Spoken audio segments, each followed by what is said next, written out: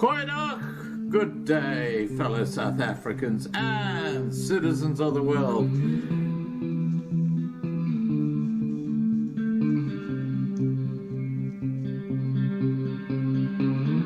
I've been looking around for salvation. I've been looking around for the truth. All around me I see frustration, and I looked all over till I found you. I sit and listen to your stories. Hi, Devo. I'm just introducing the subject, so I'll say hi when Please we're don't worry. It's a lot in this world you should know, and love in life is where you should go.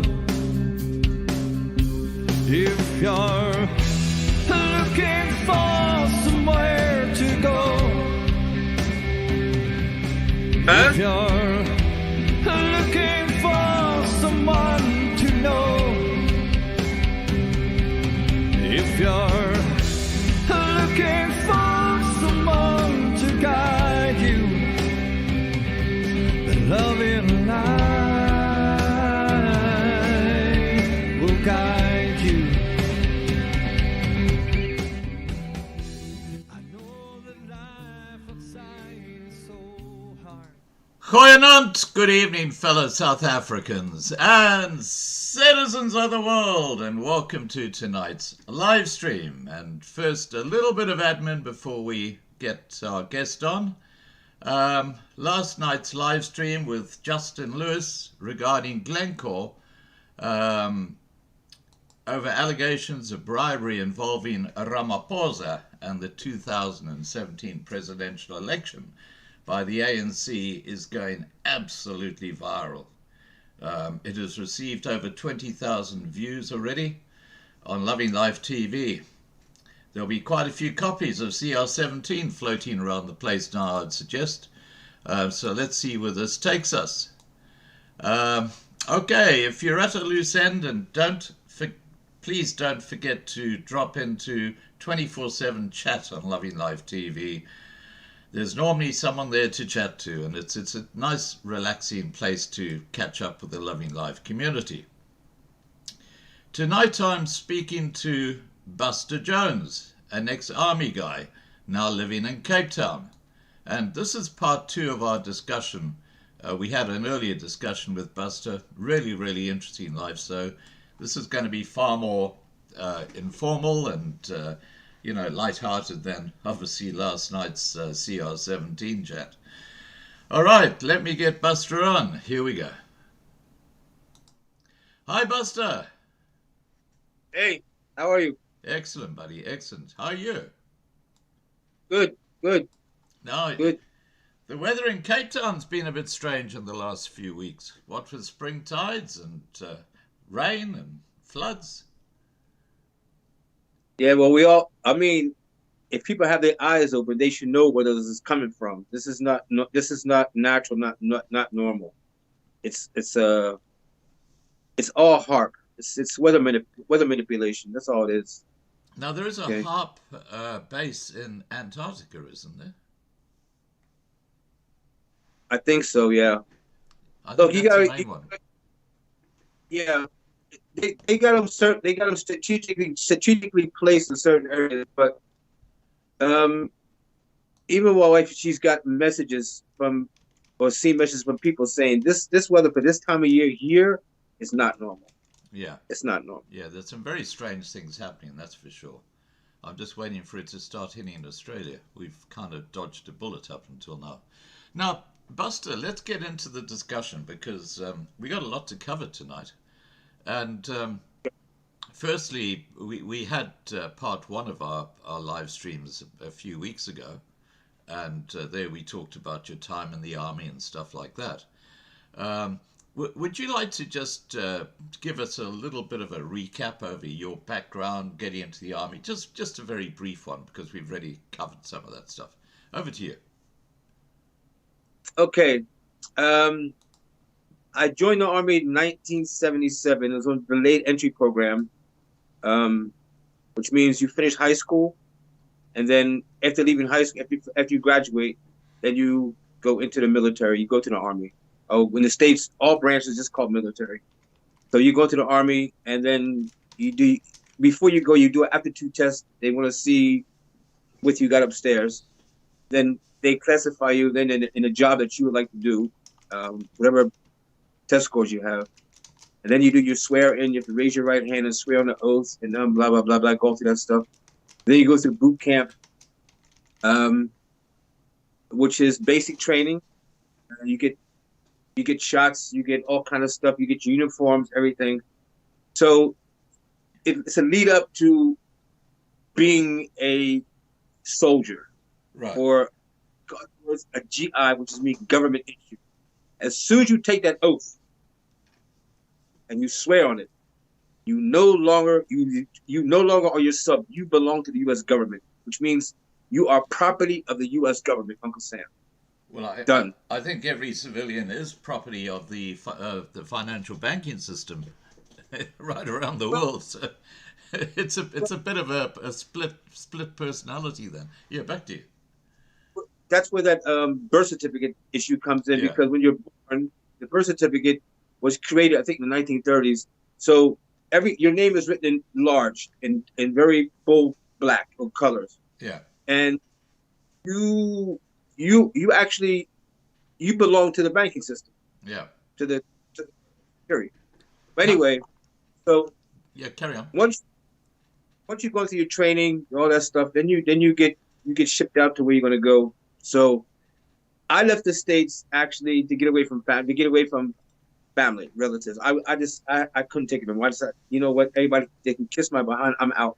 Yeah. So assignment was me, you go overseas. Where you go, you don't know. You go, they send you wherever they call it MOS, which is like the job description. They send you there where you're needed.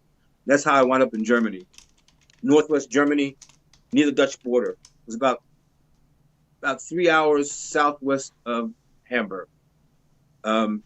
So there I was stationed, and did my duty there. Wasn't a regular army. It was a NATO unit. Yeah. So the saluting was very little, very little. Only certain times you could salute. Otherwise, you get penalized for that, because everything looked different. You have to learn NATO regulations and all this other stuff. And my job description was ammunition and weapons specialist. But when I got there, I didn't do anything. Well, most of my job, I didn't do anything in my job description. My job was actually guarding and keeping track of nuclear warheads. First the Lance, and then the Nike. So I flew missions. I flew missions for a while. After I was there about a year and a half, I flew missions for about 6 months, flying the one system out and bringing the new system in. So I was on a helicopter for 6 months. In the morning, get to the site about 3, flying these missions, coming back late in the afternoon, and then going back. So I was excused from all duties on base because I was flying these missions. Right. I mean, at first you think, okay, but once you got in the rhythm of this stuff, it was cool. And then, like I said, I had a sergeant. He didn't like me. He made it clear, I don't like your face. Yeah, I remember you told us. Yeah. And I was flying these missions. He actually tried to interfere with that, but because I was doing such a good job, and the high-ranking officers and the NCOs, they said, no, Sarge, he's staying here. Yeah, but no, he's staying here. No. So they outranked him. So he actually was head-tied at that moment, and that made him more. That got him more like enraged. Yeah. You know, he did what he wanted to do. So, just as the 6 months were over, he had me back down range, still in the sandbags. Wow. Now, there are a couple of things I want to talk to you about regarding what you just said. And the first one is, did you ever feel that while you were in the army, you were being used rather like a test person when it came to these vaccines? Because I think the first people they test them on are people in the army, aren't they? Like the snake oil juice that they handed out a couple of years ago. Well, back then, you got the shots because they didn't know where they were going to send you. So it wasn't like in today's time where if you don't take this back this I'll say the jabby jab. You don't take it. Shopping, can't go to a restaurant. Excuse me. It was nothing like that. It was just that to prepare in case you went to a country where you have, say, malaria, all this stuff. That's what it was for. Because don't forget, you're government issue. Yeah. Which means they have to make sure that you, as property, are secure and safe when they send you. Right. Okay. So you get all these. I don't know what happened to it. I had a It wasn't like the best. It was like these vax passes today. It was not like that. It was a paper you folded out and it showed all the different shots that you got. Wow. The other day, one here, and then You next. You must have felt like a pincushion. Well, yeah, you went. I mean, first it's like what's going on? You go to, you line up, and there's doctors there on each side, like two rows. You go in, and they tell you bring your shirt down or your fatigue shirt down, and then one doctor, and then you go out, and then you wait, and then so new, but it wasn't like today's time. Oh no, it's not like that. Today's time, the stuff they inject in you is like insane. I mean, basically all injections is nonsense. Yeah, it's basically nonsense. Yeah, you have a God system, but that time you don't think about that because you're still young out of high school, and you just do whatever is expected of you. So yeah. Now, just getting back to the other thing I'd like to raise with what you were just saying, and that is the IQ side. I understand that if your IQ is below 70, you cannot join the U.S. Army or Navy or any other division. Is that correct?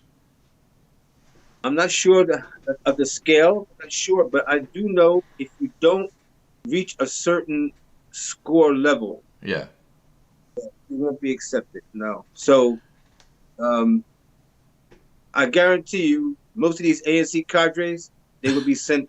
I was about to say that excludes most of the ANC members of Parliament, especially Bekele. DA might make it because they would be trying to bribe somebody. Yeah, absolutely. All right. But anyway, let's. You have to certain level. You have to have. Yeah. Otherwise, there's no retake the test. No. You have one shot. 8-hour test. Yeah. Okay. Now let's move on with your life. So you've done this active duty for the U.S. Defense Force in Europe, and just tell us about your moving out of the army and going into inactive duty. Tell us about that process.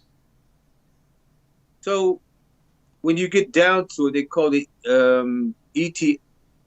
ETS, elapsed or something, estimate time service. So you go back to your state or the area you're from. Yeah. For me, it was Fort Dix, New Jersey, and then they told me that time I had to give all my uniforms up, blah, blah, but I found out it was a bunch of nonsense. I could have kept most of it.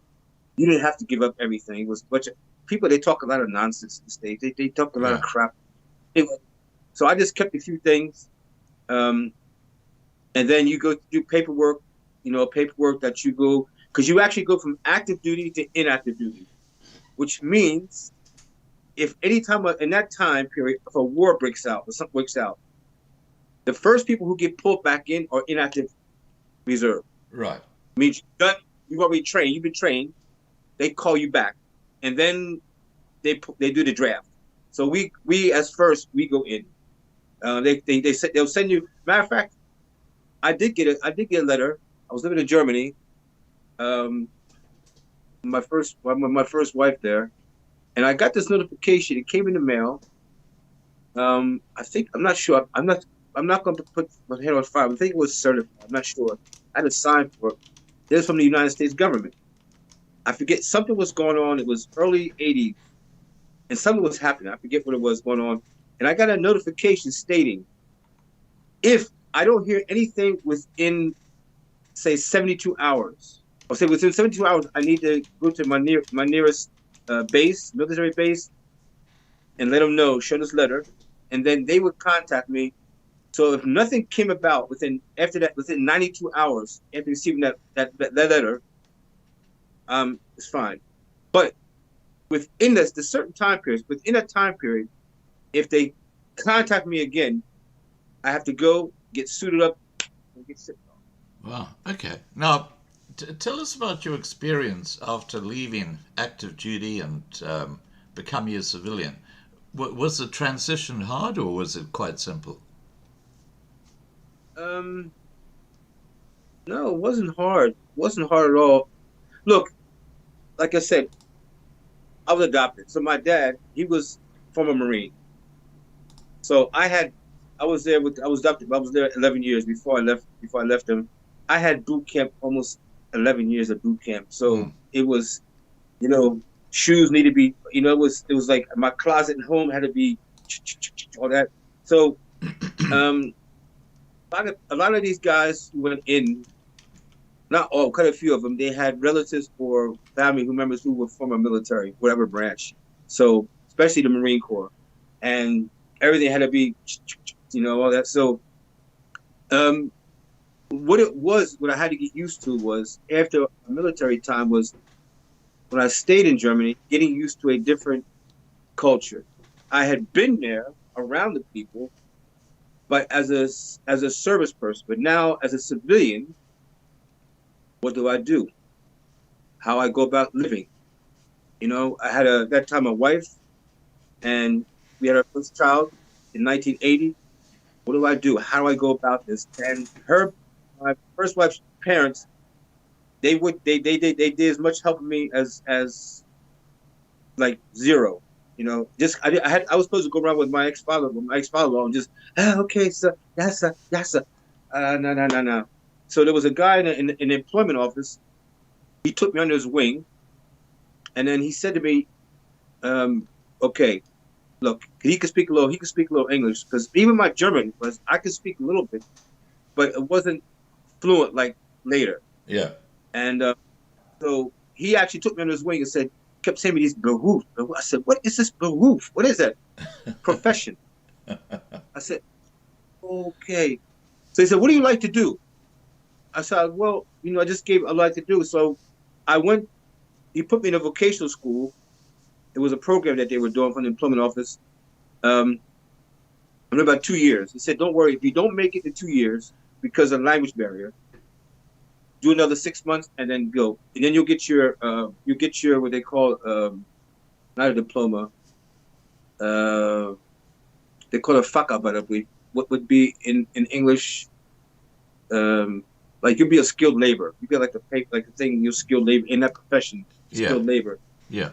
So, and that's in Europe. I know in Germany and Holland, that is very, very important. Very important. Today, with all this migration going on, I don't know. Back then, in the 80s, 70s, or 60s to the 80s, middle 80s, into the 80s, early 90s, very important. They call it sheepskin. If you didn't have that thing in your hand, you could not go further in that profession to school you further. Right. So I did that. My trade was factory mechanic, which would be here in South Africa, equivalent to boilermaker. Okay, so you were basically a welder, weren't you? I went back. Well, at first, no, because when you're going to be over there, like I said, it's a little bit different. They call it Betriebsschlosser. Yeah. It's boilermaker, but you learn to work on all kind of machinery. You learn to repair machinery. You learn, about hydraulics, about pneumatic. You learn all this stuff. I Yeah. mean, even how metals are put together. It's very, very complex and technical.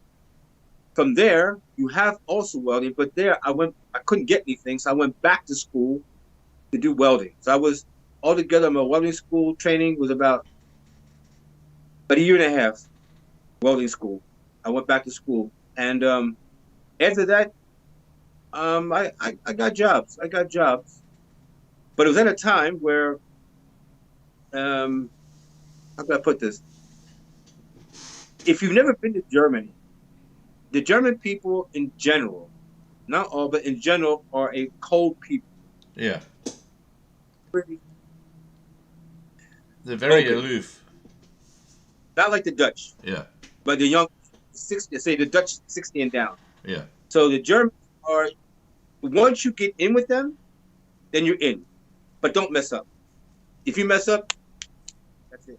Yeah. So, and being a person of color, then it wasn't easy. I mean, I've had companies that when I walked in, they looked at me like, "What do you want here?" I said, "I came to apply for a job." Yeah, okay, yeah. Well, who is this? And I got insulted so many times. I got so many. I got everything but a child called by the child of God. Wow. So, and you got if the it bugs you at first. After a while, you got to let it off, because if you don't, you'll go down. No, You'll go no, down. Buster, with our first live stream, I hadn't realized that you're an old fart like me. I thought you were quite a young fella. Because you mentioned that you had your first child in 1980. So that would make you in your 60s. I thought you were not a day over 50, because your skin is fantastic. It is. Take it care of, yeah. So I don't like all these chemicals. I use um just cream, shower cream. If you take care of yourself and eat a decent diet, Yeah. all that other stuff is nonsense. All these medicated creams, all this stuff, it's all chemical based. You don't need all that junk on you. You just need a cream on you and all that. That's when you see these commercials. Oh, we have this cream. It makes you look young. It's nonsense. Well, mate, Eat correct. I've got to let you into a little secret, and that is that my face used to be, where my cheeks are, and a lot of it has now slipped to underneath my chin because of gravity, and it's been a progressive thing. It's a real pain in the ass. I might actually, since I've been taking these LifeWave patches, it has actually got improved. My face has tightened up a bit, but yeah, back in March, I had literally like bulldog jowls. You know how they have these jowls next to their mouth. I mean, I had those things. That was my cheeks, which had slipped down my face. It was really tragic. Anyway, we're not here to talk about being old. Um, yeah, now let's get back to your working in Europe. You mentioned here that you were warned not to mention about being a former U.S. military man. Why was that? No, I didn't have to worry about that because I'm outside the military now. Yeah, So when they wanted to know, because a lot of employers, they wanted to know, so, okay, you did vocational, but what did you do before that? I said, I was with the U.S. military. Oh, poof, eyes went open. It was like, really? You were U.S. Army?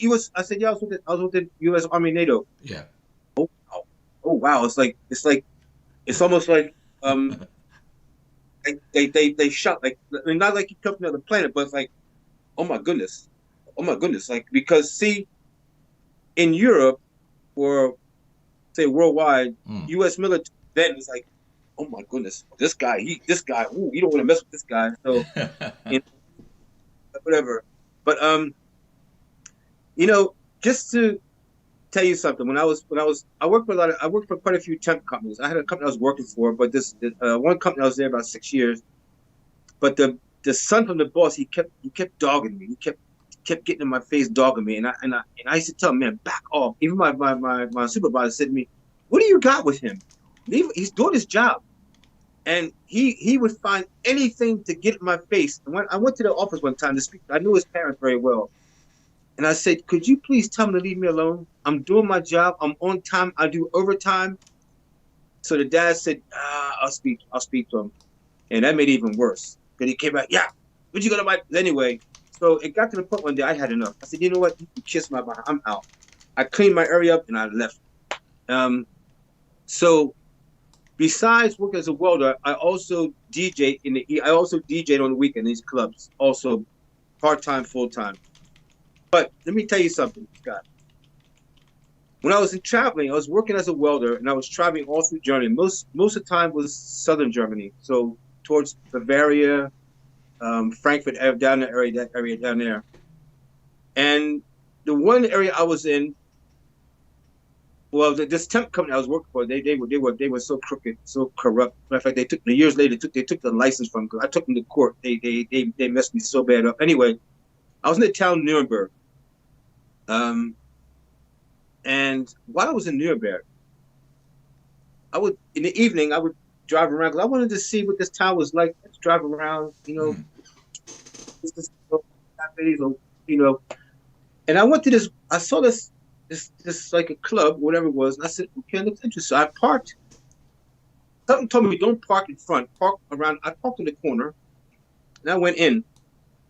This was in, I kid you not now, this was in middle of 80s. So 86, 87 when I was there. I go to this club, I come inside, and the guy at the door, I said, can I go in? They looked at me, but I spoke to them in German. I didn't speak to them in English. Right. They looked at each other. Aren't you American? I said, yeah, I am American. You soldier? I was a soldier. Why? Oh, because they couldn't fathom I was speaking the language. Yeah. I caught onto the dialect down there. The Nuremberg dialect was called the Frankish dialect. I caught onto that pretty quickly. I went in. They took my jacket, put it in the wardrobe there, and they gave me a car. I went in. So now I'm in. I'm walking around. I'm looking. Club wasn't too bad, but it was all black, all black Americans in there. Oh wow! And that guy was telling me they have two clubs, one for black Americans and one for the white Americans, and they don't dare go into each other club. Why is that? It ain't happening. But it was a racial thing then. Oh! Military in the States is racist big time. People just they don't put it out there. I mean, if a lot of stuff goes down, they just keep it under wrap. Anyway, yeah. So while I'm in there, I walk around, I'm looking at everything, I'm watching everything. I go to the bar, and young ladies there, they came to the bar and they spoke to me if I want something to drink. Yeah. They spoke in English, and I answered them in German. And they mouth dropped and looked at each other. And the one girl walked away from. She came back, and then she had one of her colleagues with her, and they said, "Aren't you American?" I said, "Yeah." "But you speak German." I said, "Yeah." Why? A black American in a club where mostly all black Americans and women were running after black Americans and like crazy. They were running after them like crazy. Because you see a lot of young girls and women in Germany, I don't think anymore, but then they were actually brought up by the parents to get with an American, black or white, to get out of Germany, go to the great America. This is no kidding. This is no joke. Wow. Okay. They actually to speak like Americans, to catch an American soldier, to take them out of this so-called because it's so bad, which is nonsense.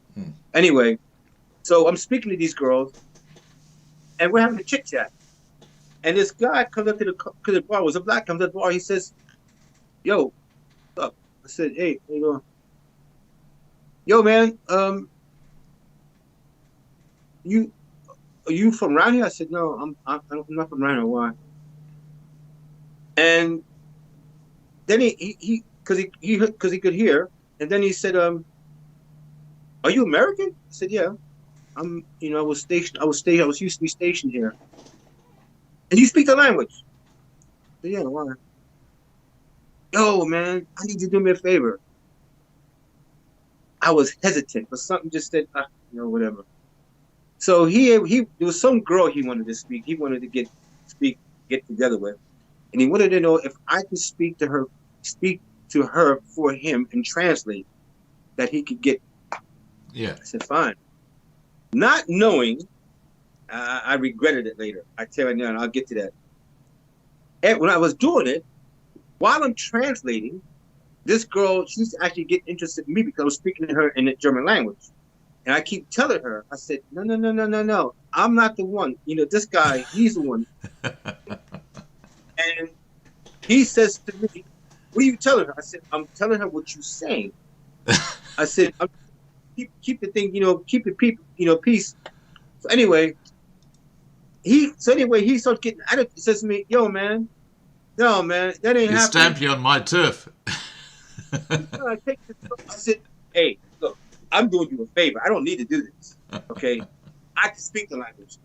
And I walked away. Scott, 5 minutes later, not even 5 minutes, the manager and a couple of guys from the front, they came to me because I had to go to the bathroom. I went there real quick. I had to go to the bathroom. I came out, I went back to the bar. These three or four guys, it was the manager and then one of the guys at the front and then two of the bouncers, they came up to me and they said to me, they spoke to me in German. They said, please follow us. Just follow us. And I said, just don't say just follow us. So they escorted me to the front. They gave my jacket. They said, my card, I don't have to pay for the card. The drinks, don't worry about the drinks. You need to get out of here. I said, why? What? I said, you didn't do nothing, but they'll get ready to jump you. So what do you mean? They'll get ready to jump you. They want to kill you. Wow. Me? I said, what? He said, just go. They said, because you speak the language, you need to go. I go outside, go up the street, and when I walked out, I looked around the corner. So this guy, he had his friends come outside. It was about 10 of them. They came outside and they were actually looking for me. Wow. They were going to jump me and do me in because I'm speaking the language there to this girl, doing it for him, but they're accusing me of trying to take. I said, you got to be kidding me. I got my car, and because they didn't know my car, so I got my car and I turned around. And I went down the street, and I saw them outside. They were pointing, yeah, where and I had my window down. They were looking for me. They were looking for me, and the guy told me in front. He said, if they get a hold, they're going to kill you, because the guy happened to catch on what they were saying, and the word got around the club. And I said, you got to be kidding me. Then I went to another club where I had to give your identification up. And then I said, for what? He said, do you have ID? I said, I got a passport. You're not military personnel? I said, no, I'm a civilian. Because also with Black Americans in there. Every club that I went to after my service time that was down south, or even up north, it was down south, where the Americans were, where the Black Americans were, it was always drama. Always. Just like the British up north. British, they would tear clubs up north. The British soldiers. They would get drunk and they would rip a club apart within a night. Destroy it. I mean, literally destroy it. They had to take bar stools and bolt them to the ground. Wow. That's how bad it was. They ask you, soldier? No, I'm because British soldiers, they wouldn't, after a while, they wouldn't allow that, because you had Scottish, Irish, all the different, and when they got in, they got to drinking, it was World War VI in the club. And so that was my experience, like as a civilian, traveling through where American sectors were. I couldn't believe this. I couldn't believe it. I went to another club, and the guy wouldn't want to let me in. I said, why? And the lady said to me, why are you making a fuss of this guy? Because here, because they didn't want to let me in. So I've experienced a lot of things when I was over there. Yeah. Even up north, went to another club with an ex-girlfriend of mine, and they didn't want to let me in the club either. Now, the funny thing is, in the 80s,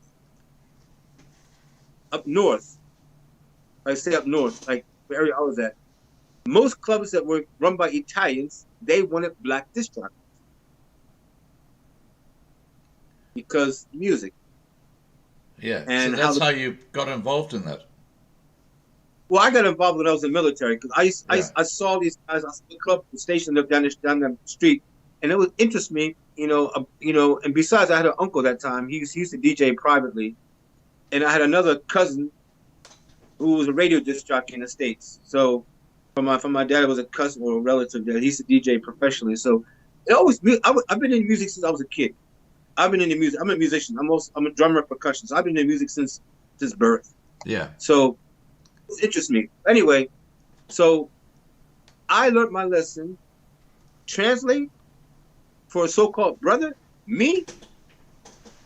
You don't speak it. It's not my problem. Now, I've got a fellow in the side chat here. He's written, his name's Turf, and he says, as an American, I hear you. It is unbelievable how far we have fallen in 3 years. Most of us feel a 1776 moment on the horizon. What are your thoughts on that?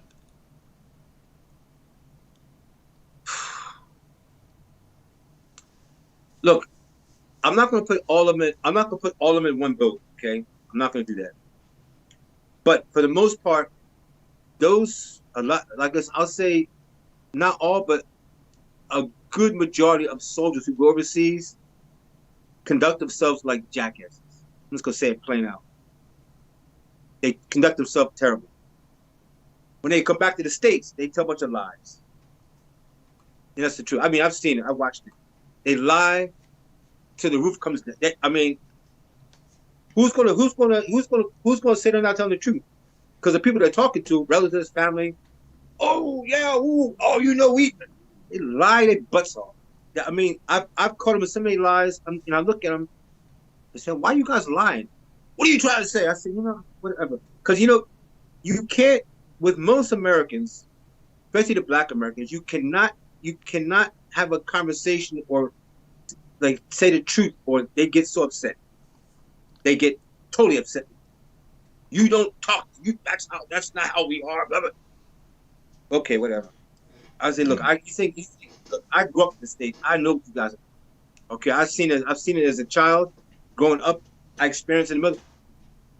Just in that point, I'm just going to explain to you one thing. When I was stationed there, so the guys I was stationed with, when I used to want to go, because they used to go out on the week. They had licenses, they had their cars. I said, "Yo, man, can you take me with you? I like to go check these clubs out." Yeah. This is exactly what they told me. This is exactly what they told me. They said, "Yo, Buster, man, you're a nice guy. We can't take you with us because you're too damn ugly. we take us with you. You would scare the women. You would say you are the D in death." And I used to feel so. I mean, all I want to do is get out of the area. Come on, man. Yeah. Yeah. Now look, Somewhere they would have me sit in the car, wait till I come, and then wait till I come in. yeah. And then I'm not allowed to talk to anybody. But anyway, so Americans they need to, and this stuff. If you think about it, this stuff was going on even before I was in the military, way before. Just go back years. Like in the first time. So how they conduct themselves overseas, people have no clue how that is. They have no clue, and it puts a bad mark on them, in general. Well, I've got a video clip that I was looking at just before we went live, because I often put up video clips and before I do a live stream, and I was in two minds whether to put this video clip up. And it's something I'd like you to speak to, and what it is, it's called Zombies, and it's taken in America on the streets of America, and you've got all these people who look like they're asleep on their feet. You know, they're sort of like falling over, and they're just sitting there on their haunches. They're just staring blankly into space. They're all on some kind of a high, on some kind of a drug. And this is happening right across America now, isn't it? I mean, it's the country is going to pot. Is this I've seen these clips, I've seen them on TikTok. Is it from one is from Los Angeles, from called Skid Row, and the other one was from Philadelphia in Kensington. Yeah, look, I'm not sure. I'm not sure exactly where the video is taken. I'm actually going to play it for everybody while we're talking about it, because it's just so disturbing. This is America. Okay, here we go. I'll just turn the volume down. So, yeah. Okay, now what we're looking at, Buster, is people who they look like zombies, but they're high on some kind of a drug, and this is happening right across the United States now, in places like Philadelphia and obviously Los Angeles, San Francisco, Portland and Oregon. This is what's going on in the streets of these big cities. There is a drug. I forget the name of that drug. There is a drug, and I forget the name of it. Yeah. I saw something a while back. This is like, I think like a year or so ago, or before this so-called pandemic was in play. Yeah. A certain drug that was on the market, or on the black market, and when people take it, it's like they turns them into zombies. Well, that's exactly what these people are looking like. But my question is that when you and I were young back in the 1980s, you would never have seen this, would you? Well, you got to remember one thing. I left the States when I was in '77, so Yeah. I didn't see anything. Now, when I was in Europe, what I did see was I had to go to Berlin one time with one of my bosses from the company. I was welder company, and Berlin, the area where I was in welding there, it was a bad area, and there were people walking around like half gone, but they were on heroin. Yeah. They were so strung out. They would walk around all that. So I used to see that, when they walk in the area, because I was there all day, early in the morning till evening, strung out. Now, what you see, you only see that in the big cities, like in Europe, the big cities in certain areas you see that, but it wasn't as bad. There were certain areas you saw, but it wasn't to that extreme. But in the States, what they've done, because when I got back, like I said, 2008, and I was with a band, and we went to check this club out where we were going to play there with another band. Yeah. Anyway, and then come to find out, it was like a motorcycle gang that was behind this club, and in the back, somewhere in the back, they had a crystal meth lab. Oh, wow. And the guy I was sitting with, he said to me, because there was a couple of chicks that came down, they started speaking, and they came in trying to, and the guy told me, he said, when these girls come to you, you do not engage them. I said, why? Listen, you see the guy standing at the end of the bar? I said, yeah. I forget what name was some motorcycle guy. He said, don't. They come down, just, how you doing? And that's it. You move away. Because you look for a reason to start something, and these guys don't play. Besides, in the back, because you could order food, but somewhere in the back, was another area in the back, was a crystal meth lab. Wow. Well, look, that's interesting you say that, because I live in a western suburb of Brisbane. I'm not going to say which one, but just down the road from where I live is a restaurant, and I go there on a regular basis, probably once every few months, and I go and have a nice meal. It's actually an Asian restaurant, and it was on the news four nights ago. It turns out that the restaurant is a front, and the main operation of the people who own the restaurant is dealing with drugs. and they found $1 million worth of stolen goods at the back of that restaurant where I went and ate. I couldn't believe it. Do you know, Scott? Do you know that in every kitchen, in every household, I'll say not every, but most households, every household, Yeah. you have enough ingredients to make crystal meth, or you call chick. You got enough ingredients to make it. Wow. You got stuff at home you can make it with. You need all you need is antifreeze. Yeah, There's a couple of don't take us through. I really don't want to know. But that's one. But you have so many ingredients in the kitchen. But I didn't know this. When I got back, I didn't see this stuff in Germany because you know Yeah. this is something they don't. But when I got back to the States, these things I was finding out, and I asked myself, what happened here?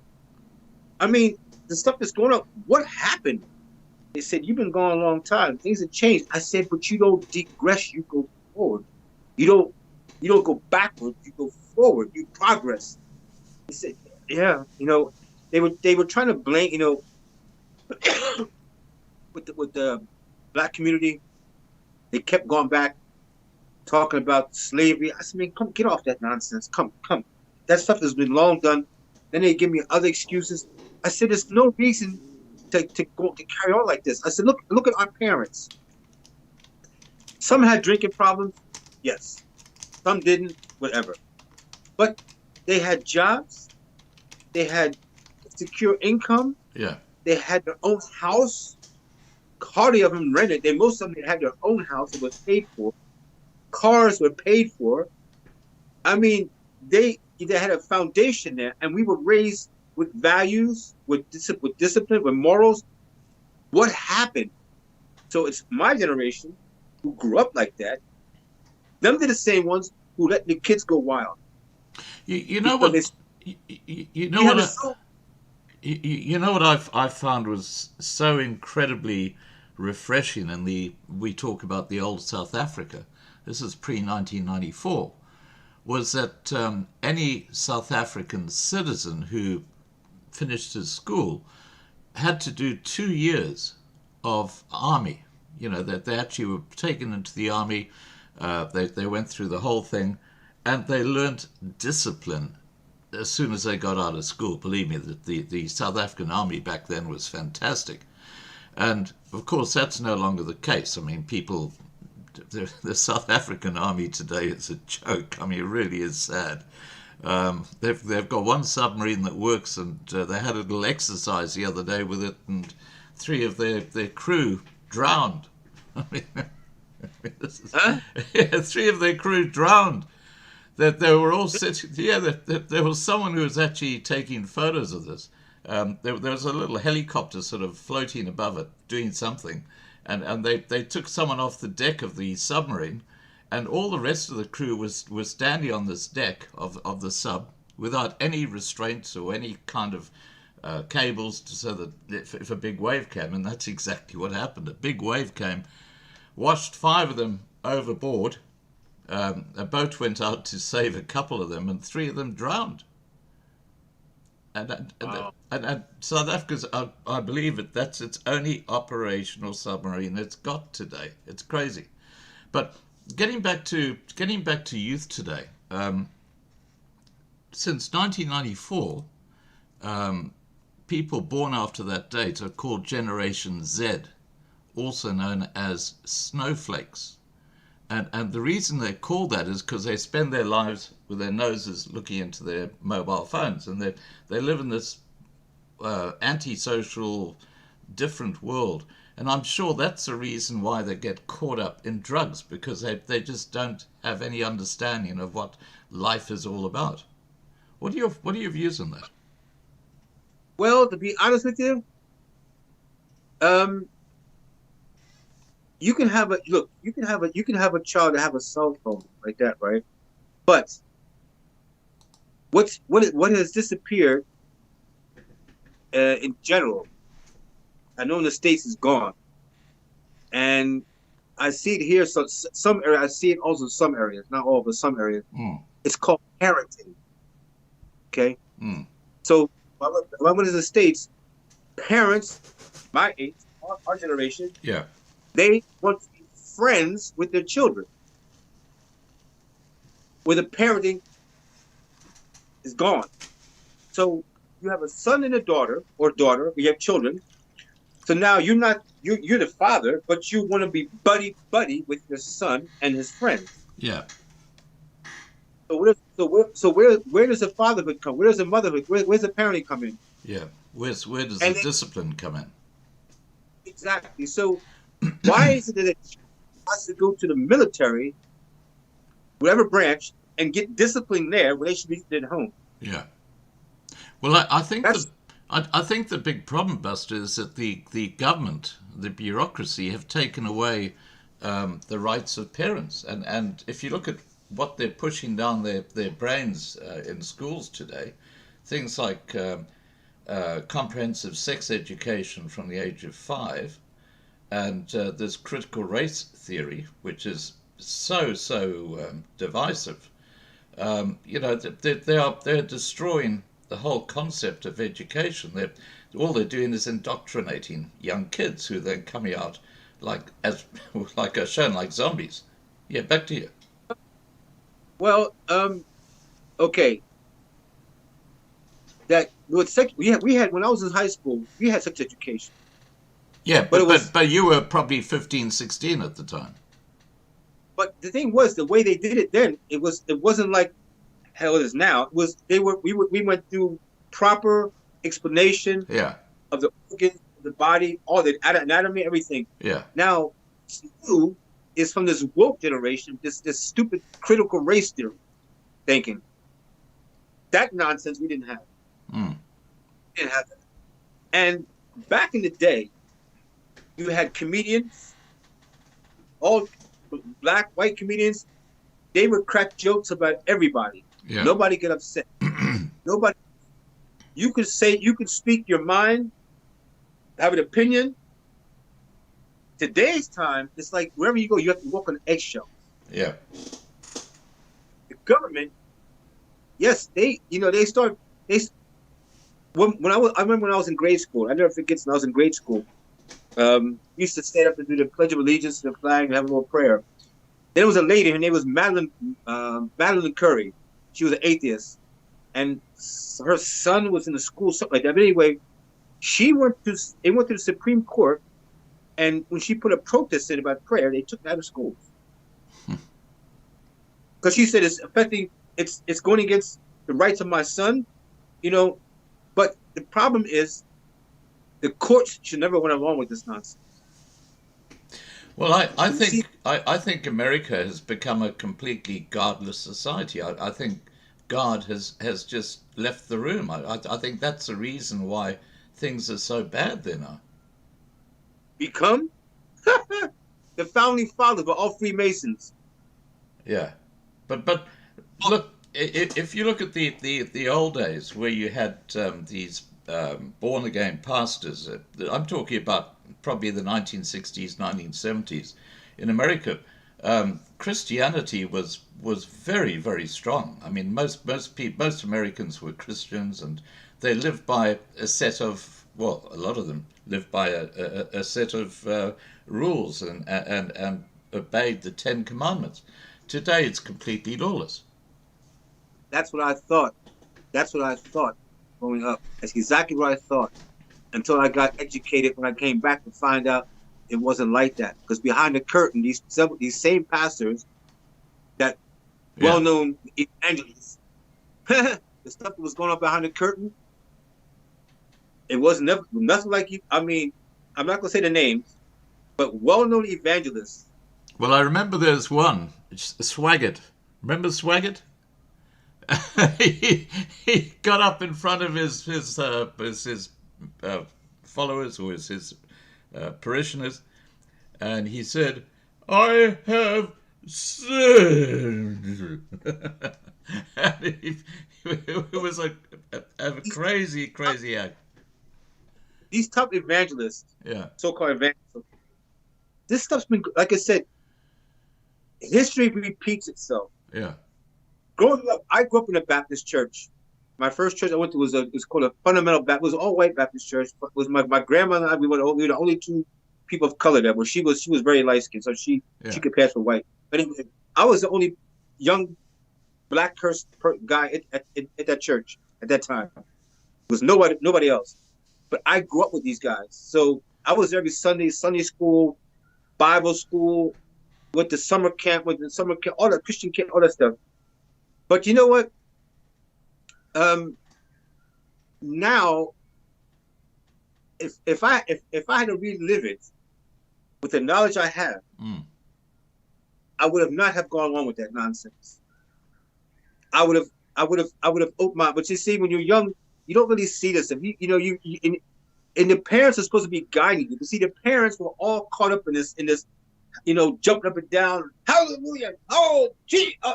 It's almost a show. The comedian Richard Pryor, he used to make jokes about that, but what he was saying was true, and even Steve Harvey cracks jokes about that.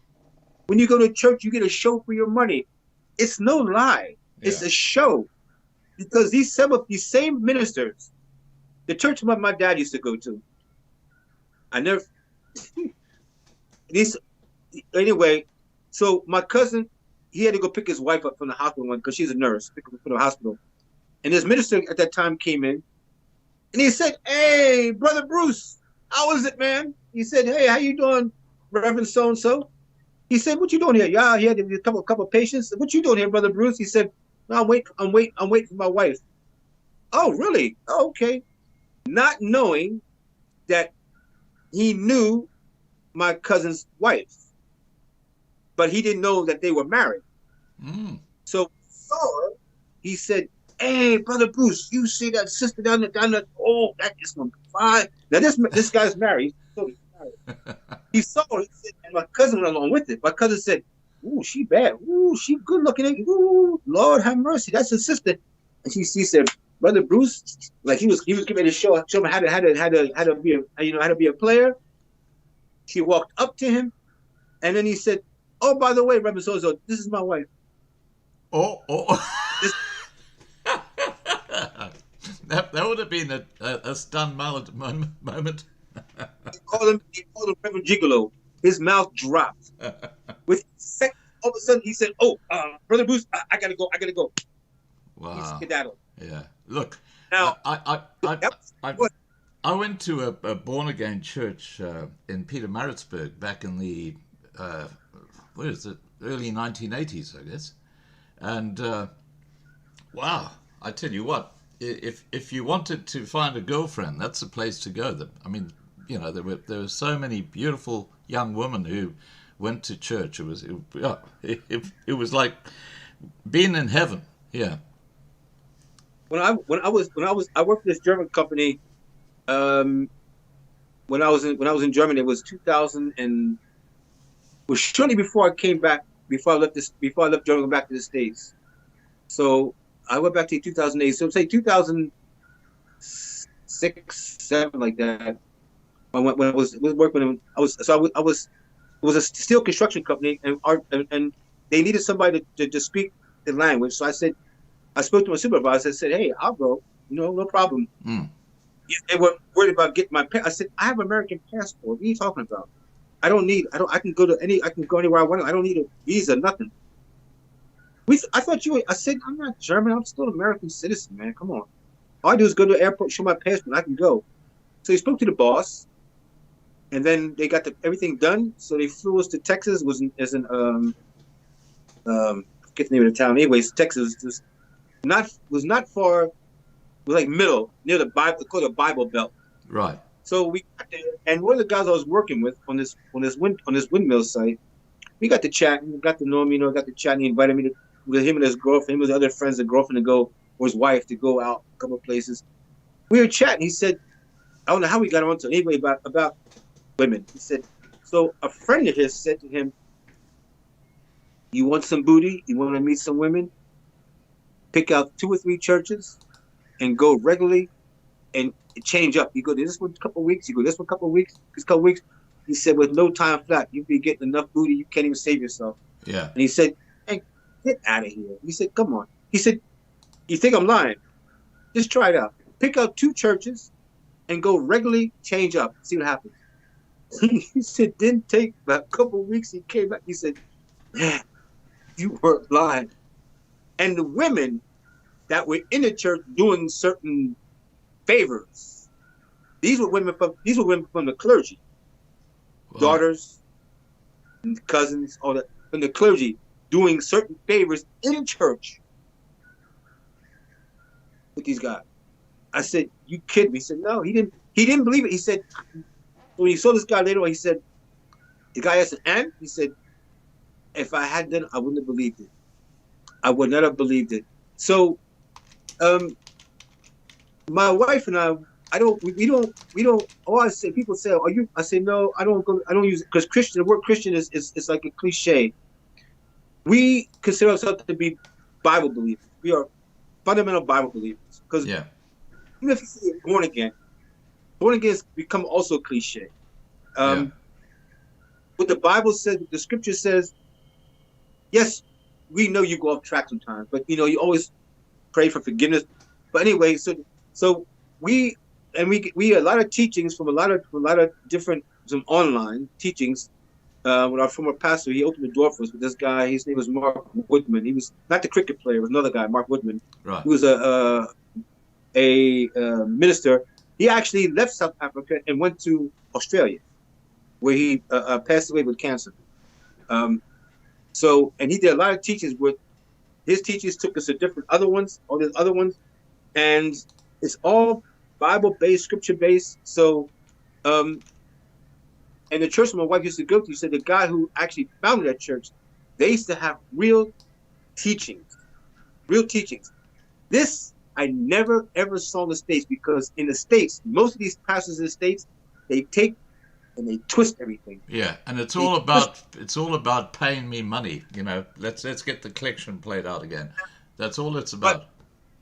But besides prosperity, also they'll take a part of a scripture and then they'll twist it to meet their own whatever they want to do. Yeah. And jump up and down and all this stuff.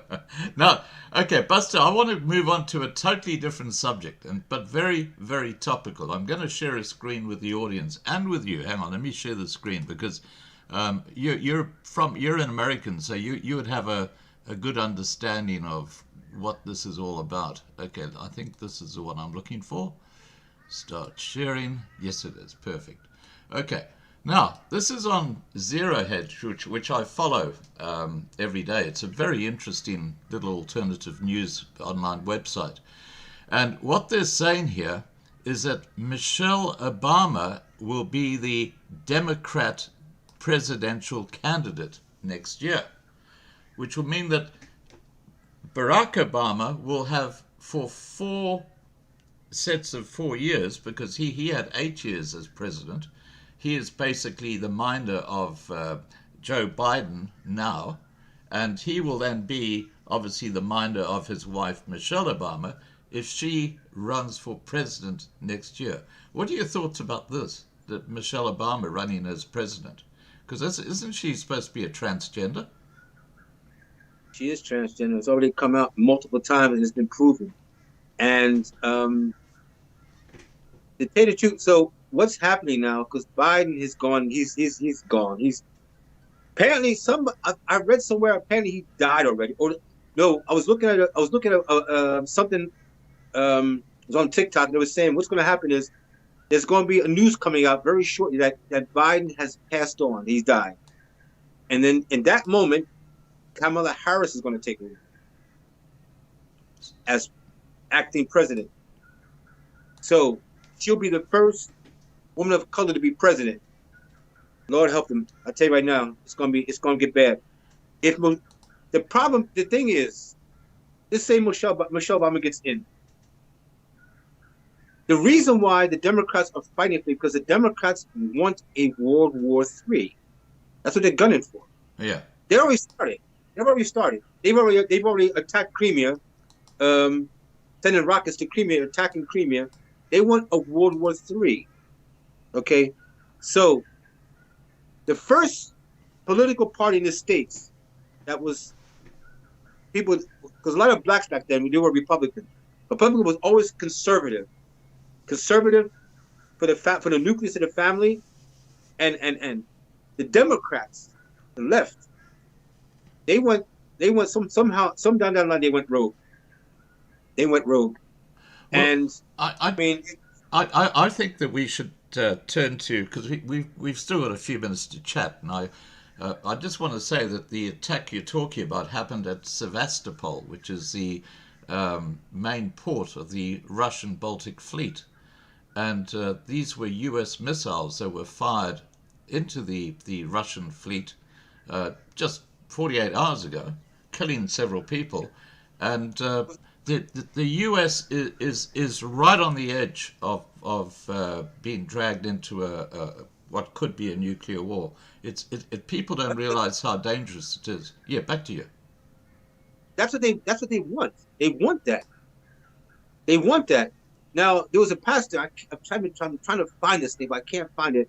There was a pastor, and he gave an interview, and he said he actually explained the reason why Biden was put into office was to bring the states down, was to take the United States down, completely destroy it. Well, he's done very well at that. For the Great Reset. But the thing is, it wasn't him doing it. It was Obama.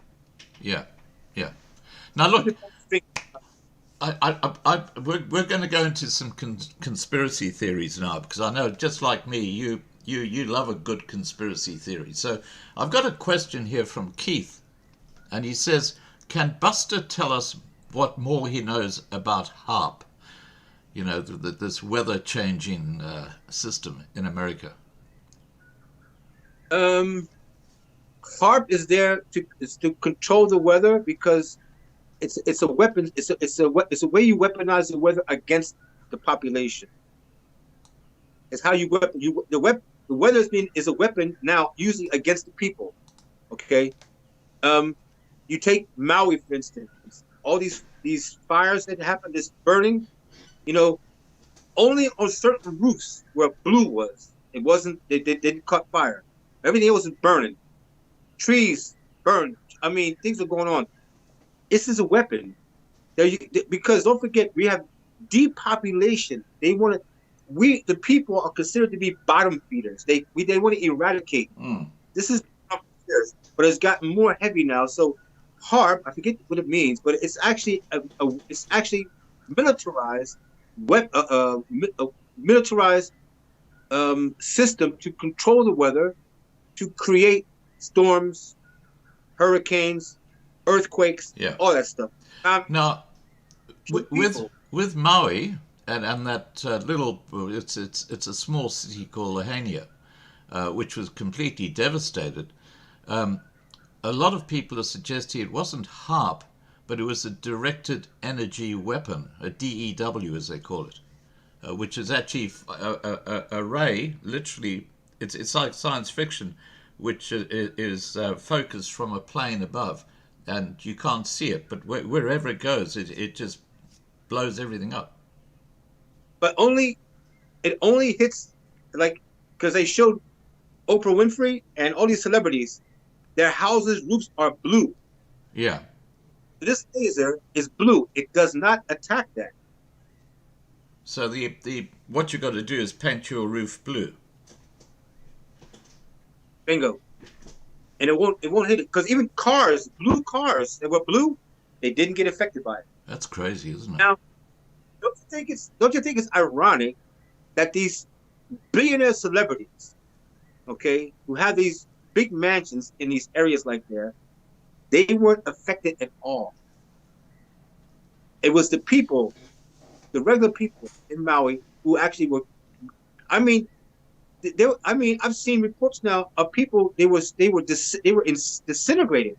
There was no bunk. There was nothing left. They were gone. Wow. Everything that happens is.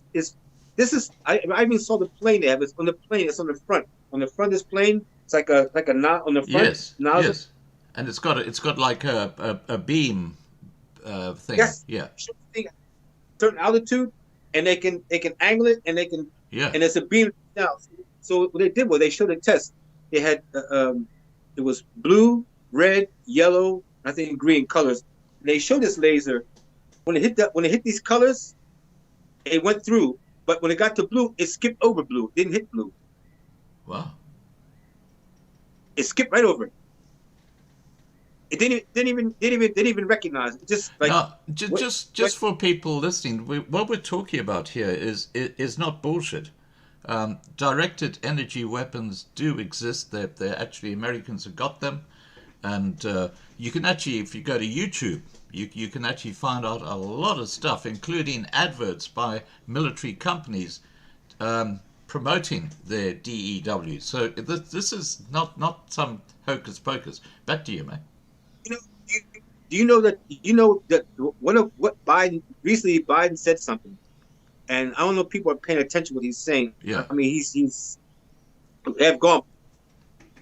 Certainly, he said not this. He's going to intensify these weapons, these attacks Yes, with yes, the he did. DEW, and he's going to intensify. And he talked about So- affecting the weather. Bingo. You think the storms down here in South Africa, what was going on with these? We had 2 or 3 days of like terrible storms Yeah. where the coastal regions like destroyed. That's not normal this time of year. That's absolutely not normal. Earthquakes in areas where there's never been an earthquake. You have snow in regions where there's never been snow. Yeah. Where's this coming from? They've even had snowball. My wife was showing one time. I saw this myself. They took a snowball. I think it was in the States. They took a snowball, made it up, and then they put a flame on it. Oh, That that's snowball right. did not- Yeah, and it didn't melt. Nope. So is that conspiracy? People don't say conspiracy. If that's conspiracy, then I must be a Martian. Yeah, yeah. Now look, I saw that video and I thought, geez, this is crazy shit. People need to get out this idea about conspiracy. Things that are happening now, there's so much proof of everything. It's no longer conspiracy. These is facts. Yeah, And the thing is, even to be honest with you, even militaries, I'm not gonna say other military, but I know U.S. militaries. Why do you think they want people to join the military? Because it belongs to depopulation. right. You send this out with the almost a guarantee or hope that they will get killed. Yeah. You Now- recruit, you recruit. I guess the elephant in the room here, Buster, and everybody listening to this has been through this, is what went down a few years ago with that snake oil. And yeah, I think everybody knows what I'm talking about. But that whole exercise was basically a genocide, a planned genocide. And if you look at Deagle, which is an organization set up by the Rockefellers and by the Central Intelligence Agency in America, Deagle came out with this prediction of the population of the world. I've actually got it's still out there on the Wayback Machine website. You can actually find it, but you can't find it anymore on the regular web because they've canned it. They don't want anybody to know about it. But the Deagle predictions are that by 2025, 80% of Americans living today will be dead. There'll be a population of just 60 million. That's in the Deagle document. I can actually I've got the document. I can put it up. This isn't hocus pocus. This is real. This Deagle prediction was put together in 2015, 8 years ago. It's not just Deagle. There is a thing I was looking at, and this woman, she has a document from NASA, and it shows in this document, because she was shown this document, page for page, what they're planning, what the plan is. It's to, you see, in basic, what's happening is, this goes to, I'm not going to say supernatural, because I don't need to do supernatural. This is stuff that's for really, we're going to go back to biblical. Yeah. What it is we're coming to the time of Noah. Okay? When Noah was building the ark, the people who were around there were laughing at him. what you doing building that ark? Oh, he was trying to tell people, Yeah. listen, things gonna happen. They didn't believe him. They didn't believe him. No, when the doors closed, when the animals went in, the people watching all these animals went in, and the doors closed, and the rain came down. You gotta love South African internet. Above, but God opened the window. They came from also under earth. That's all thing on this. The God was showing. Have you ever seen these pictures of these craters? These like meteors, so-called meteors. Yeah, yeah. That's not from meteors. First of all, you know the Antarctic. The Antarctic, the treaty. You can't go to Antarctic as a person. You can't go. Well, that's where the main HARP construction is, isn't it? The South Pole is actually an ice ring around the Earth. Okay, around keeping the waters in. Now, they've had scientific proof that these so-called craters, that water came through them. So when the floods came, it just wasn't from the top. It's also from also underneath came up. Wow. So this is also biblical. This is I'm not making this is not making. No, I want to get back to what you said about Antarctica. Are you a flat Earth believer? Yes. Okay, that's interesting because I've flown around the Earth many times, and when I look at the horizon, it's definitely circular. Why is that? Because you're looking through a what they call it what they call this lens now. There's a certain lens. Pilots have been interviewed. All the pilots, they said the ones that get paid not to do, all saying it's flat. First of all, even this theory, you gotta remember this. Isaac Newton, Einstein, these are all Freemasons. Okay? Yeah. And in an interview, the guy was saying, he said there is no such thing as gravity, it's called density. And he explained how. So everything basically what we learned in school, as far as besides just biology, anatomy, and stuff like that, everything else, it's a bunch of crock. It's a bunch of crock. People have been manipulated in the school system since way back. This is nothing new. Way back. I mean, the first man on the moon. There was nobody on the moon. Nobody's been to the moon. How do you get to the moon? How do you get to the moon? There's a dome. Where on that dome, I mean, this has been Hillary Clinton said multiple times. This is I think I still got the things. I don't think I deleted them. Multiple times she's mentioned. They keep sending nuclear rockets up to crack that dome, that highest level of dome. They want to crack that dome. She said this in her speeches. She said it multiple times.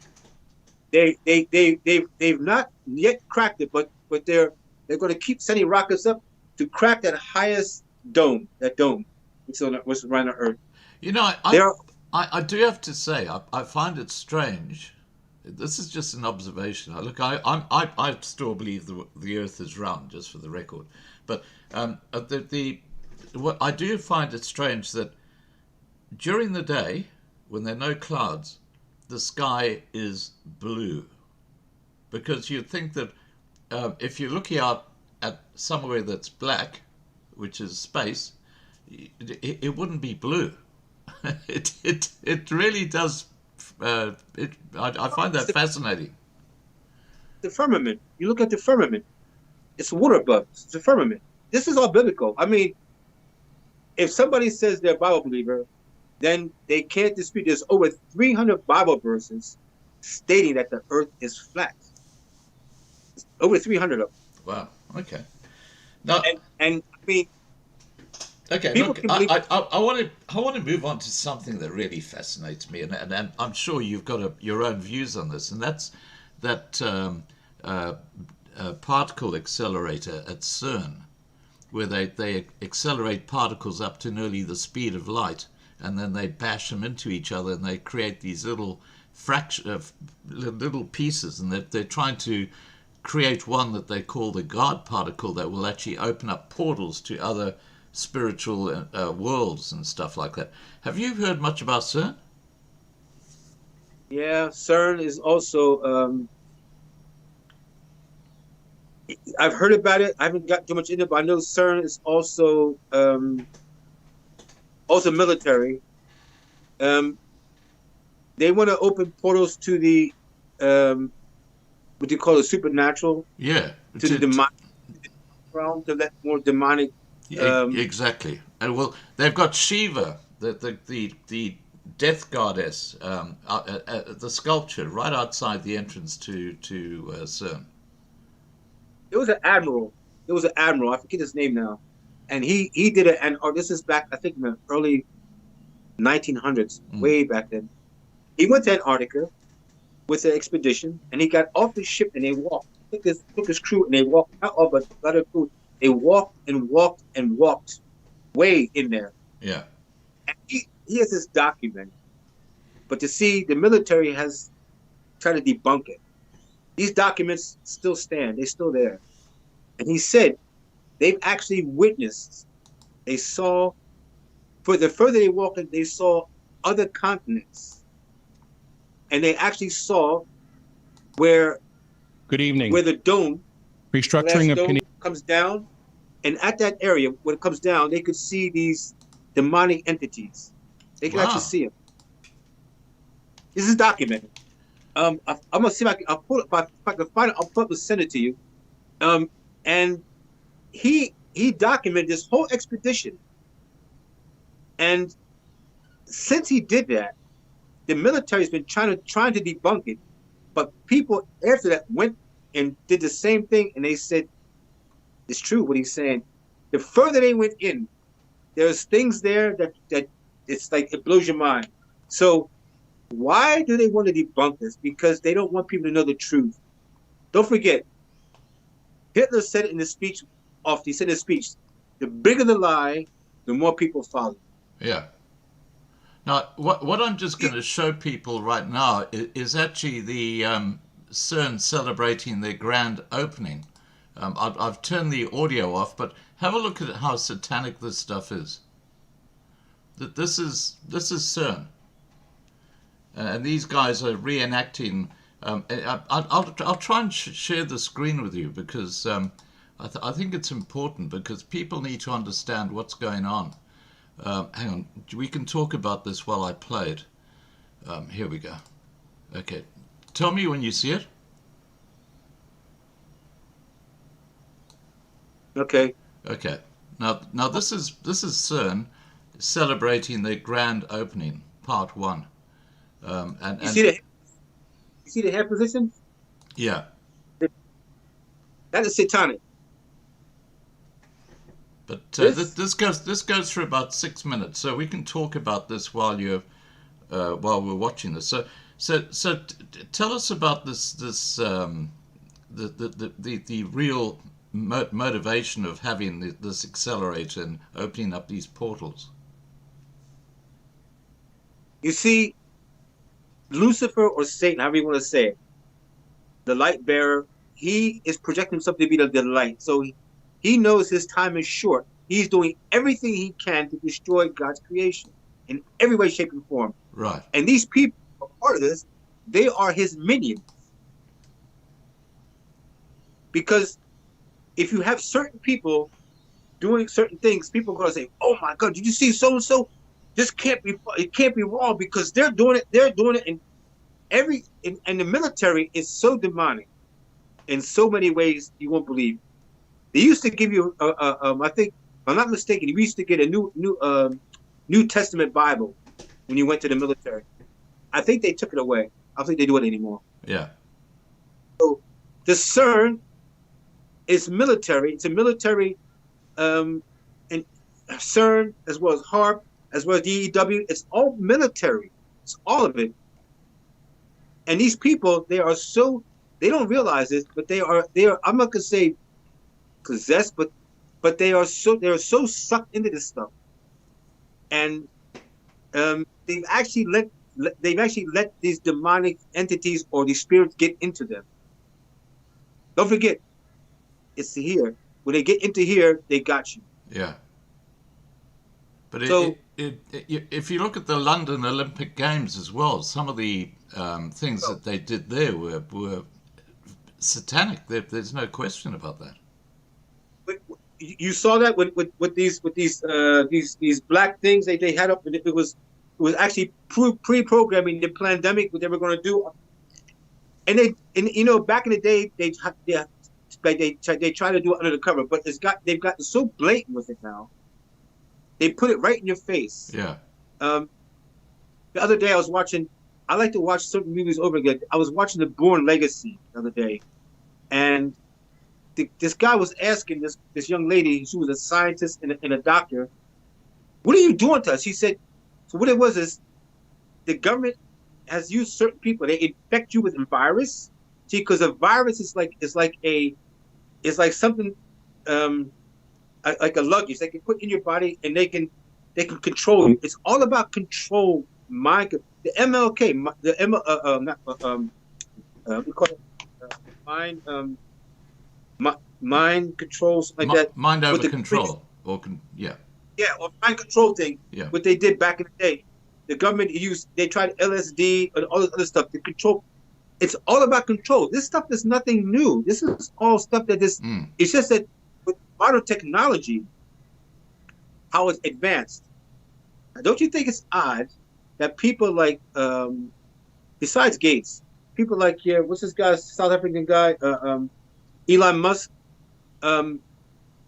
with the robots, and if you listen to this Harari, Harari, yeah. If you listen to what pay attention to what he's saying, it's insane. Yeah. I mean, really, they're actually telling you, we don't need God. God doesn't exist anymore. We're going to be, certain things you don't play with. Yeah. And I'm watching this thing now with these people, how they take their clothes off and like, I mean, and this stuff they want to expose children to. Well, look at that thing at the back. That's obviously a demon. I mean, it's just it's sick. And it was a picture I had. I have. Well, I can't go into I got on this phone here, but there's a photo. I think it was in Oklahoma or Kentucky. I forget. They hired their first transgender principal for the school. So this guy you see with these feathers, right? Yeah. He's a man, but he's also got breasts. That is also a modern sign of the Baphomet. Yeah. The demon. Yeah. So the thing is, these people who are doing this, why are these people participating in doing this stuff? Yeah, it's absolutely sick. I'm going to take it off. It just makes me gag, but it gets worse. It's yeah. Anyway, why do people participate in these things? Yeah. They don't realize when you start participating in things like this. I'll give you a good example. You remember back in the 80s, that movie The Exorcist? Was it the 70s? Exorcist came out? Yeah. Well, Linda Blair, who played that girl, do you know after that movie, the problem she had, psychological problem she had? I bet. She went like down. I mean, she recovered a little bit, partially, but she went downhill. The Devil's Advocate that time with Al Pacino and Keanu Reeves. I mean, these are movies. They're putting these things in your face. Yeah. People see, that's just entertainment. But you know what, Scott, it's going to come a day, and I don't think it's going to be too far. I mean, look, certain things have to happen before it really gets ugly. But it's going to come a day where it's going to be too late, and people are going to say, the same people who are saying conspiracy, they're going to say, why didn't you tell me? You know what you say? Didn't want to listen. Yeah. Well, look, we are moving. We are in a spiritual war. There's no question about that. And right now Satan is holding. He's running the show, And you have to look no further than the World Economic Forum, the United Nations, the World Health Organization, all these bodies that are wanting to control us and kill us. I mean, they see us as useless eaters. Yeah, back to you. But now, people need to be careful because this BRICS summit, okay, it's not what people think it is. What is it? It's the other part of the New World Order. So the G20 and the BRICS are the same thing. No, the G20 is from these like the States, UK, I think Australia's in it. Yeah. You see all these countries. The BRICS, most of these people, besides Ramaphosa, they really want to break away from the West. Okay? Break away from the dollar and have gold-backed money. Okay? The problem is you have a mole in there. The mole is Ramaphosa. He's the mole. He's been groomed from young age on from George Soros. And George Soros' objective is to destroy countries. He said it point blank in a lot of his interviews. He doesn't care about anything. His job is to destroy countries. Period. That's how he makes his money. I had a live stream last night, which has gone completely viral. It's got well over 20,000 views already. And in that live stream, we discussed Ramaphosa and his legitimacy as president being under question. And there's a good chance that Ramaphosa will be kicked out because we actually published the. Have you heard of CR17? The bank account which bankrolled Ramaphosa's presidential election campaign. Yeah. We actually published that. We made it available. Over 110 pages of bank statements. And the amount of money that came into that account and went out to individuals who are, involved in the process of selecting the president clearly demonstrate the bribery that took place. And it's going to be very interesting to see if the fake mainstream media pick up on this because it's a huge story. It's a huge story.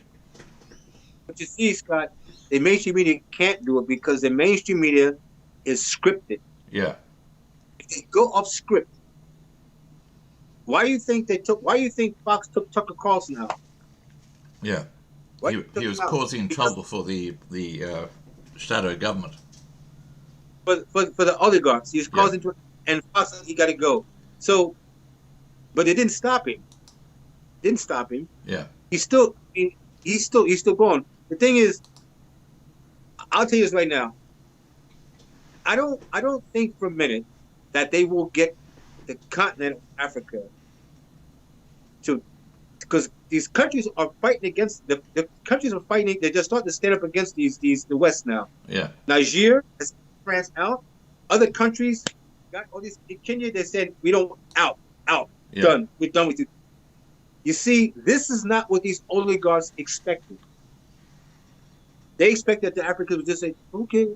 They've realized they've been lied to. They've been extorted. Extort all this stuff. Besides the minerals, how they've been treated. They're fed up, or as they would say here, hot full. Yeah. They're done. So, out now. This is the issue.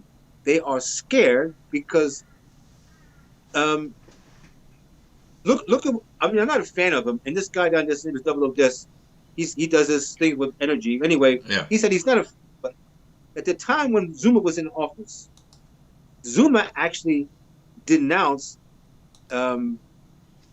He was not going. He did. If he had been still in office, we would never had a lockdown here, nothing like that. Would never happen because he was against it. He said, "Not here." So they had to get rid of him. They put pressure to get rid of him, and they bring Ramaphosa in. Yeah. There was a reason why Ramaphosa came in office. It wasn't because he was this nice. No. You have to get. It's just like with Trump. Why do you think they scared of Trump? Because Trump, like this guy was saying in this interview, he said Trump is a nationalist. He's anti-globalist. He's for the American people there. They don't want that. Yeah. They need somebody like Obama, like Biden, like Michelle Obama or Michael, they want to call her, Yeah. to come in, stuff happens. Yeah. But You know, it's I look at Justin Trudeau in Canada. I mean, how the heck did he become prime minister? I mean, that is just extraordinary. all ministers, all ministers, and this is also now everybody's pointing to like a Klaus Schwab. Do you know who Klaus Schwab's mentor was? Yes, Henry Kissinger. Bingo. And Henry And Kissinger is the voice of the Rockefellers and the Rothschilds. So, just before we go, you remember that back in it was back in the 70s, that Watergate thing. Yeah, Nixon. Next, it had nothing to do with spying. It was because Nixon didn't get too close to with documents the assassination of JFK. Ah, okay. And he was going to expose him. So, in order to get him out, they had to create. You got to remember one thing: when something happens like that, They want red herrings. You create a scandal or something. Yeah. You know, to deflect. I'm not saying. Well, I think a perfect example of that, we're going to wrap up now, but I think a perfect example of what you're talking about was 9/11. Because on the eve of 9/11, Donald Rumsfeld, who was then in charge of the Pentagon, had a press conference on the day when the planes all hit everything. He was supposed to get up and try and explain how 2.6 trillion US dollars had just vaporized from the Pentagon. They couldn't explain where it had gone. And of course, once 9/11 happened, everyone was distracted, and that was never ever explained. Before we go, that you mentioned 9/11. So now think about this: there are witnesses, eyewitnesses, who record us on their phones and showed there was never a plane that hit the World Trade Center. Oh no, it's a hologram. Exactly, and it was done through the mainstream media. They showed this. Yeah. There was no plane that hit that. Well, mate, Buster, if you go and have a look at Loving Life TV homepage right now, the featured video is exactly about what you're talking about. You can actually watch it. It goes for over an hour, and you can see that all the evidence is there. All right. And people were saying they were hearing explosions, like in Building 7, they heard explosions. Yeah. Bang, bang, bang. So how did that? And it came down like a demolition. So it was a controlled demolition, like the two Twin Towers. in order to go in and attack Iran or Iraq, with Saddam Hussein, to get him out because he was, because he also was denounced the World Bank, central banking system. He did all these. If you denounce them, you're considered to be a terrorist. They want you out. Yeah. Well, just getting back to the Twin Towers, there's ample evidence that this chemical called thermite was used. Yes. Which, when you get it to a certain temperature, it just melts steel. It just burns right through steel. There's absolutely no question about that. All right. Buster, thank you so much. We're going to have to do this again one night and have a bit of a chat about conspiracies. But look, it's been a lot of fun chatting to you, and have a great evening, and we'll catch up again soon. Okay, no problem. Thanks for the chat. Take care, Buster. Bye for now. All right, guys, that was Buster Jones, and what a delightful guy. I love talking to him because he's enlightened. He's a critical thinker, and we're all critical thinkers here. We might not agree on everything, but we agree on most things, and that's good because we have different perspectives, and we talk and we discuss, and from that we get to a consensus, which is called following the science, which is not allowed, of course, today on platforms like, well, Censorship City. All right, I'm going to go out with, let me see. All right, I think we'll do Hier Blij Ek Boer. Why not? Have a great evening, everybody. Don't forget, 8 p.m. tomorrow night, Johannesburg time. We've got another cracker of a live stream coming. Bye for now. 60.000 van ons voorvaders het op die grens van ons gesterwe, so ons vry kan wees. Die is my land, die is my reg, hier is ek boer.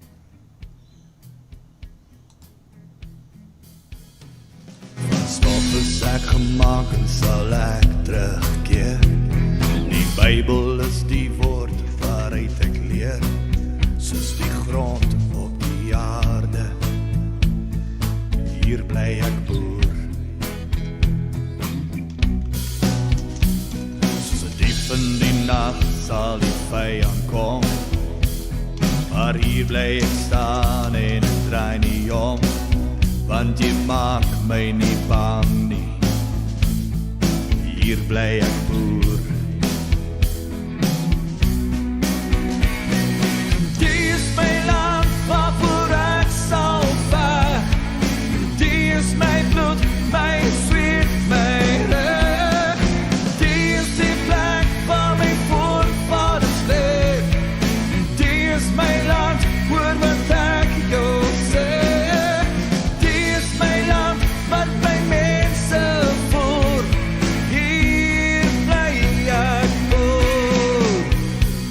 Soos 'n blaassam in die somer wat vreugde bring, my oupa wat maniekie roe kon sing, soos hy stap deur die lande. Hier was hy boer. My wortels lê diep in die grond geplant. My seun soos my pa los ek vir jou die land, en jy hoef nie te vrees nie. Hier sal jy boer. Die is my land waarvoor ek sal veg. Die is my bloed, my sweet, my reg. Die is die plek waar my voorvaders leef. Die is my land, hoor wat ek jou sê. Die is my land, wat my mense voer. Hier bly ek boer. Die leeu sal kom, die leeu sal kom, die leeu sal kom, die leeu sal kom, die leeu sal kom, die leeu sal kom, die leeu sal kom, die leeu sal kom, die leeu sal kom, die leeu sal kom.